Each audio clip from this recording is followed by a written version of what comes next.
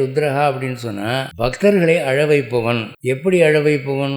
துக்கத்தினால் அல்ல, ஆனந்த கண்ணீர் வடிக்க வைப்பவன். மகிழ்ச்சியின் மிகுதியினாலே கண்ணீர் வரும். சில பேருக்கு சிரிச்சா கண்ணீர் வரும், சந்தோஷமா இருந்தாலும் கண்ணீர் வரும். அப்படி ஒரு குணம், அதாவது மென்மையான உள்ளம் உள்ளவர்களுக்கு அப்படியெல்லாம் மெய்ப்பாடு சொல்லியிருக்கு. இப்போ அந்த ஜெனரேஷன் இல்லை. இப்போ நம்முடைய ஜெனரேஷன்ல யாரும் அன்பினால அழுகிறவங்களும் இல்லை, ஆனந்தத்தினால அழுகிறவங்களும் இல்லை. அவங்க மற்றவங்களை அழ வச்சு வேடிக்கை பார்ப்பாங்களே தவிர இவங்களுக்கு இப்படி அழுகையெல்லாம் வராது. இதை சொன்னாலும் புரிஞ்சுக்க முடியாதவங்க. அது எப்படிங்க சந்தோஷத்தில் அழுகை எப்படிங்க வரும்? அன்பில் எப்படிங்க அழுக வரும்? ஏன்னா அன்பே இல்லை இவங்கிட்ட, எங்கேருந்து அழுக வரும்? அது முந்தின தலைமுறை முடிஞ்சு போச்சு. நம்ம அவங்க அப்பா காலத்தோடு முடிஞ்சு போச்சு. இப்போ நமக்கு சினிமாவில் அழுகை காட்சியை பார்த்து அழுதா உண்டு, இல்லை வெங்காயம் உரிச்சா உண்டு. மற்றபடி உங்களுக்கு அழுகை சாதாரணமாக வரதில்லை. ஆனால் இங்கே அவர் என்ன சொல்கிறார்? பக்தர்கள் தாங்கள் எதிர்பார்த்த அருட்கொடைகளை அவன் வாரி வழங்கும் போது நன்றி பெருக்கினாலே ஆனந்த கண்ணீர் வடிக்கிறார்கள் அப்படின்னு அதுக்கு அர்த்தம் பண்ணியிருக்காங்க. இப்போ ஆழ்வார்கள் எல்லாம் பாசுரங்கள் பாடும்போது